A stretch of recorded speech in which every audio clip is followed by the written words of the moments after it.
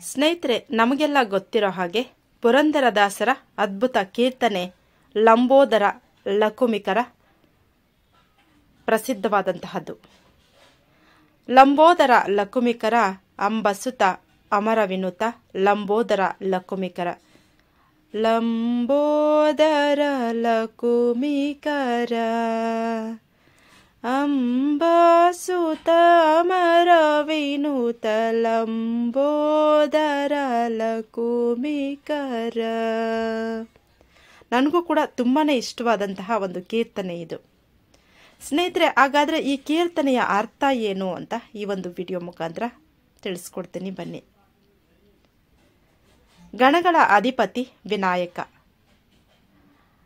ಈ ಗಣನಾಯಕ ಸಿಂಧೂರ ವರ್ಣದಿಂದ ಕೂಡಿದ್ದಾನೆ.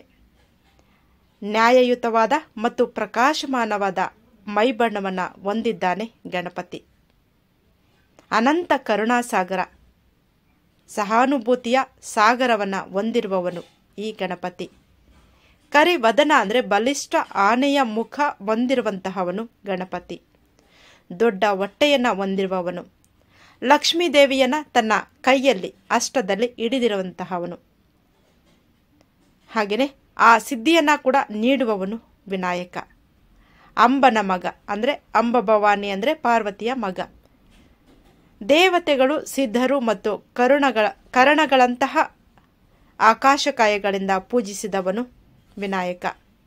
ಯಾರು ಗಣಗಳು ಮತ್ತು ಮನುಷ್ಯರಿಂದ ಪೂಜಿಸಲ್ಪಡುತ್ತಾರೆ ಸಿದ್ಧಿವಿನಾಯಕನನ್ನ ಅಡೆತಡೆಗಳನ್ನು ತೆಗೆದುಹಾಕಿ ಯಶಸ್ಸನ್ನು ನೀಡುವವನು ಈ ವಿನಾಯಕ. ಅವನಿಗೆ ನನ್ನ ನಮಸ್ಕಾರಗಳು ಎಂದು ತಿಳಿಸ್ತದೆ ಈ ಕೀರ್ತನೆ. ಹಾಗೆಯೇ ಆದಿಪೂಜಿತ, ಎಲ್ಲಕ್ಕಿಂತ ಎಲ್ಲ ಪೂಜೆಗಳಲ್ಲೂ ಕೂಡ ಮೊದಲಿಗೆ ಪೂಜೆಗೆ ಒಳಪಡುವವನು ವಿನಾಯಕ. ಸಕಲ ವಿದ್ಯಾ ಆದಿಪೂಜಿತ, ಎಲ್ಲವನ್ನೂ ಬಲ್ಲವನು, ಯಾವುದಕ್ಕೆ ಮೊದಲು ಯಾವುದಕ್ಕೂ ಕೂಡ ಮೊದಲು ಪೂಜಿಸಲ್ಪಡುವವನು ಗಣನಾಯಕ.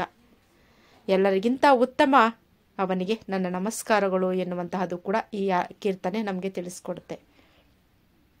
ಈ ಕೀರ್ತನೆಯನ್ನು ರಚನೆ ಮಾಡಿದ್ದು ಯಾರು ಅಂದರೆ ಪುರಂದರದಾಸರು. ಅವರನ್ನು ಕರ್ನಾಟಕ ಶಾಸ್ತ್ರೀಯ ಸಂಗೀತದ ಪಿತಾಮಹ ಅಂತ ಕೂಡ ಕರೀತಾರೆ.